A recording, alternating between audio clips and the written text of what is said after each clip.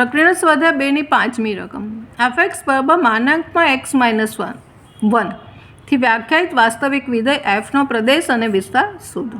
હવે અહીંયા માનાંક વિધેય જ છે fx બરાબર માનાંકમાં x - 1. હવે હું xની કઈ કિંમત અહીંયા મૂકું તો આ જે વિધેય છે વ્યાખ્યાયિત થાય, એનું અસ્તિત્વ થાય. એક્સને ઊભો કરીને ત્યાં હું કઈ કિંમતો મૂકું તો આરની બધી જ કિંમતો મૂકીશ અહીંયા, તો એનું અસ્તિત્વ છે. માટે x બિલોંગ્સ ટુ r માટે આ વિધેય વ્યાખ્યાયિત થશે જ. માટે આ જે વિધેય f છે એનો પ્રદેશ df બરાબર શું થશે? r છે. એટલે પહેલો જવાબ આપણને r મળી ગયો. હવે બીજો જવાબ જોઈએ છે તો y બરાબર માનાંકમાં x - 1 આપણું વિધેય છે. હવે y શેમાં? એ આપણો વિસ્તાર થશે. x એ મળી ગયો, y સેમ. તો એના માટે આપણે xને લઈને આ આખું વિધેયને ગોઠવીશું, y બરાબર લઈશું. તો આપણને ખબર છે કે x બિલોંગ્સ ટુ r, એનો પ્રદેશ rમાં છે. માટે x - 1 બિલોંગ્સ ટુ પણ r થાય. અને માટે માનાંકમાં x - 1 હંમેશા ગ્રેટર દેન ઇક્વલ ટુ 0 થાય. માનાંકમાં x - 1 greater than equal to 0 થાય. હવે આપણું વિધેય આવી ગયું, y બરાબર છે. માટે y greater than equal to 0. આપણે જોયું ને y શેમાં? માટે y બિલોંગ્સ ટુ કેવી રીતે લખાશે? સંવૃત્ત 0 અને વિવૃત ઇન્ફિનિટી. આને લખીશું કયું? આ અસમતા છે, એને અંતરાલમાં લખ્યું, આપણે અંતરાલમાં લખ્યું છે. અને માટે આ વિધેયનો વિસ્તાર rf બરાબર થશે સંવૃત્ત 0 અને વિવૃત ઇન્ફિનિટી. અસમતાથી આપણને y મળે અને પછી એને અંતરાલમાં લખી કાઢવાનું હોય છે આ બધી રકમમાં. પ્રકરણ સ્વાધ્યાય 2 ની 6ઠ્ઠી રકમ.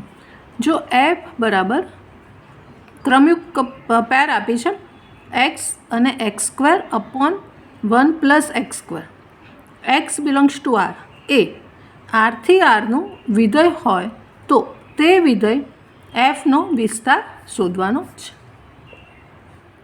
હવે અહીંયા જે વિધેય આપ્યું છે, જે આ સંબંધ છે એની આ પેર આપી છે ક્રમયુક્ત જોડ. આપણે વિસ્તાર શોધવાનો. હવે આગળના રકમોમાં આપણે જોઈ કે જે ક્રમયુક્ત પેર છે એને આપણે XY તરીકે લખીએ છીએ, આ x અને y. તો જે બીજો ક્રમ છે જે આવે છે, બીજા ક્રમમાં y લઈએ છે ફોર્મ્યુલામાં, એ જે છે આપણો વિસ્તાર આવે છે. અહીંયા પણ આપણે આ વિસ્તાર શોધવાનો છે કે y બરાબર આપણી પાસે આ છે.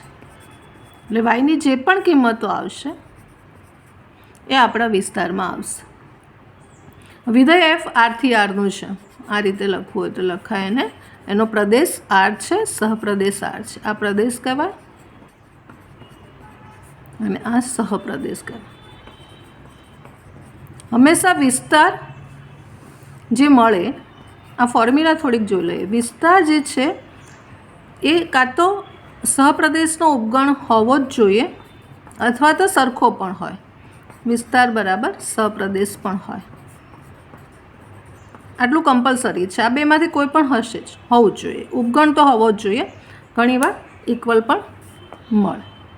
હવે અહીં આપણે વિસ્તાર શોધવાનો છે, મતલબ y શોધવાનો છે. વિધેય fનો પ્રદેશ x છે, r છે. એટલે xને rમાંથી લેવાનું છે, x બિલોંગ્સ ટુ r છે. હવે rની કિંમતો આપણને ખબર છે, સંખ્યા રેખા ઉપર આપણે જોઈએ તો આ 0 છે, 1 છે, આ -1 છે. બધી ડેશ ડેશ ડેશ ડેશ સંખ્યા રેખા ઉપર ગણ આરની વાસ્તવિક કિંમતો આવે. અહીંયા y શોધવાનો છે, xની કિંમત rમાંથી લેવાની છે. વારાફરથી આમાં અહીંયા મૂકીએ આપણે અને જે યાદીથી આપણે એનો વિસ્તાર નક્કી કરીશું, ફોર્મ્યુલાથી નહીં. એટલે કે એની ડેફિનેશનથી અહીંયા આપણે વિસ્તાર નક્કી નહીં કરીએ, પણ એની યાદી બનાવીને વિસ્તાર નક્કી કરીશું. એટલે અહીંયા પેર આપણે ધારો કે બનાવી છે, f વિધેય આપ્યું છે. અહીંયા આપણી પાસે f વિધેય આપ્યું છે. અહીં કઈ કઈ યાદી મળશે એ આશરે આપણે થોડીક જોઈ લઈએ. તો xની કિંમત rમાંથી લેવાની છે. એટલે ધારો કે હું 1 લઉં છું. પહેલાં xની કિંમત 1 લઉં છું તો અહીંયા 1 મૂકવાનું છે. તો હું અહીંયા 1 મૂકીશ તો આપણી પાસે મળશે અહીંયા વાયની કિંમત એક્સ બરાબર 1 મૂકતા 1નો વર્ગ એટલે 1 આવશે, નીચે પણ 1નો વર્ગ એટલે 1 આવશે, 1 + 1 એટલે 1/2 મળશે. હું શૂન્ય મૂકું છું, એક્સ બરાબર 0 મૂકીશ તો આ 0 થશે ઉપર, એટલે આખું 0/1 એટલે શૂન્ય થઈ જશે. એટલે અહીંયા આપણે શૂન્ય મૂકતા શૂન્ય મળશે. શૂન્ય મૂકતા એક્સની કિંમત શૂન્ય મૂકીશું એટલે આ શૂન્ય થઈ ગયું, 0 થઈ ગયું, નીચે 1 આવશે એટલે 0/1 આવશે. અહીંયા લખવું હોય તો લખાય 0/1 + 0 = 0. એટલે એક્સની કિંમત શૂન્ય મૂકતા વાય બરાબર આપણને શૂન્ય મળે. પછી એક અહીંયા આપણે આ 0 છે, 0 લીધું, 1 લીધું, -1 લઈ જોઈએ, એક્સ બરાબર -1 તો વાય બરાબર શું આવશે?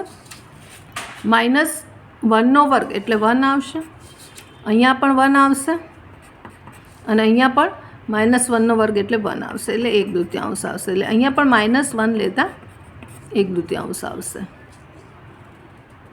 એટલે 1 આગળ પણ 1/2 આવશે, -1 આગળ પણ 1/2 આવશે. એવી રીતે 2 આગળ પણ જે જવાબ આવશે એ -2 આગળ પણ આવશે, કારણ કે એક્સનો વર્ગ છે એટલે ધન થઈ જશે. હવે ધારો કે એક અપૂર્ણાંક લઈએ. અપૂર્ણાંકમાં ધારો કે અહીંયા 0 અને 1ની વચ્ચે 1/2 છે વચ્ચે, તો એક્સની કિંમત 1/2 લઈએ, એક્સ બરાબર 1/2. તો આપણને શું મળશે? વાય બરાબર 1/2નો વર્ગ એટલે 1/4 + 1/1/4. સાદું રૂપ આપીએ અહીંયા તો અહીંયા 5/4 આવશે એટલે 1/5 આવશે. આ 4 લસામાં લઈએ એટલે 4 + 1 એટલે ઉપર 5 આવી ગયો અને 5/4 અને 1/4 એટલે 4 ઉડી ગયા તો 1/5 આવશે. એટલે આપણે 1/2 લઈશું તો 1/5 આવશે. આવી રીતે તમે જોયા કરશો તો એક યાદી બનશે, વાયની કિંમતો મળશે. 1/2 મળી, 0 મળી, 1/2 મળી, 1/5 મળી. હવે એક ક્યાં બધી અપૂર્ણાંક કિંમતો મળશે. કેમ એવું થશે? અપૂર્ણાંક એક્સની કિંમત આપણે પૂર્ણાંક લઈશું, અહીંયા કે અપૂર્ણાંક લઈશું, બધી જ કિંમતો આપણને જે પણ મળશે તે 1થી નાની મળશે, કારણ કે અહીંયા 1 પ્લસ એનો છેદ છે એ 1થી મોટો થશે. એટલે એક બાઉન્ડ્રી આપણને મળી ગઈ કે અહીંયા 1 છે એટલે એ 1 કિંમત તો અહીંયા આવશે જ નહીં ક્યારે, અને પૂર્ણાંક પણ નહીં આવે અને ઋણ પણ નહીં આવે. તો આપણે આ યાદી ઉપરથી એનો વિસ્તાર લખી શકીએ. જો ફરીવાર કે જે પણ કિંમતો આવશે વાય બરાબર તે અપૂર્ણાંક આવશે, કાં તો શૂન્ય છે, અપૂર્ણાંક છે, ધન છે અને 1થી નાની આવશે, કારણ કે નીચે 1 પ્લસ છે. માટે એનો જે વિસ્તાર લખવો હશે તો આ શૂન્ય છે, શૂન્ય આવશે સંવૃત્ત, અને 1 નથી લેવાનું, એ વિવૃત આવશે. એટલે આ વાયની કિંમતો મળશે બધી જુદી. એટલે 1 નથી પણ 0, ફરીવાર અહીંયા જોઈએ તો આ 0 અને 1 પોલું છે, 0 આખું છે એ આવે છે, 0 આવે છે. એની વચ્ચેની બધી વાસ્તવિક સંખ્યાઓ આપણને અહીંયા વિસ્તારમાં એટલે કે વાય બરાબર મળ્યા કરશે. એટલે યાદીની રીતે આ રીતે એનો વિસ્તાર શોધાય. યાદીમાં જે XY પેર છે એમાં વાય જે બતાવે છે એ વિસ્તાર છે. પ્રક્રિયાના સ્વાધ્યાય 2ની 7મી રકમ. વિધેય એફ અને જી આરથી આર પરનું છે. fx સૂત્ર આપ્યું છે x+1, gx આપ્યું છે 2x - 3થી વ્યાખ્યાયિત વિધેય છે. આ પ્રમાણે વ્યાખ્યાયિત વિધેય છે. તો f + g, f - g અને f/g શોધો. અહીંયા આપણને f એ વિધેય આપ્યું છે આરથી આર, એનો પ્રદેશ થશે, એફનો પ્રદેશ થશે આર. જી વિધેય આપ્યું છે પણ આરથી આર, જી વિધેયનો પ્રદેશ થશે આર. માટે એફનો પ્રદેશ છેદ જીનો પ્રદેશ પણ આર થશે, જેની આપણને જરૂર છે. કેમ? કારણ કે આપણે આ પ્રક્રિયા જે છે સરવાળા બાદબાકીની અને ભાગાકારની, બે વિધેયનો સરવાળો બાદબાકી અને ભાગાકાર એ શોધવાનો છે. તો એના માટે એનો પ્રદેશ અને એનો સપ્રદેશની પણ જરૂર પડે. તો અહીંયા જે બે વિધેય છે, એક પ્લસ અને એક માઇનસ જોડે લઈ લઈએ. તો એનો પ્રદેશ થશે df છેદ dg અપ ટુ r. સપ્રદેશ માટે r છે એટલે r થી r સરવાળા માટે અને બાદબાકી માટે એનો પ્રદેશ થશે. હવે ભાગાકારમાં શું થશે? તો ભાગાકારમાં f upon g x belongs to df છેદ dg પણ gx is not equal to 0. છેદ 0 ના હોવો જોઈએ, એટલે જે એક્સની કિંમત શૂન્ય થાય છે એ એક્સની કિંમત અહીંયા લેવાની નથી. એટલે આગળ હવે આ આપણે ખાલી બે વિધેયનો સરવાળો બાદબાકી અને ભાગાકાર એના વિધેય અને સપ્રદેશ, એ વિધેયના આ વિધેય બન્યું એનો પ્રદેશ અને સપ્રદેશ આપણે લખ્યો. હવે અહીંયા gx આપણી પાસે 2x માઇનસ 3 છે, ઇઝ નોટ ઇક્વલ ટુ 0. અને હવે આપણે આ જે શોધવાનું છે એમાં જઈશું. તો પહેલું જે શોધવાનું છે f વત્તા g, જે x આગળ એનું વ્યાખ્યાયિત છે એટલે x આગળ શોધીશું. એટલે x લખ્યું એટલે આની ફોર્મ્યુલા આવશે fx વત્તા gx. હવે fx આપણને આપેલું છે x પ્લસ 1, એ અહીંયા મૂકીશું x પ્લસ 1 અને પ્લસ gx. તો gx આપણને આપ્યું છે 2x માઇનસ 3, તો અહીંયા મૂકીશું 2x માઇનસ 3.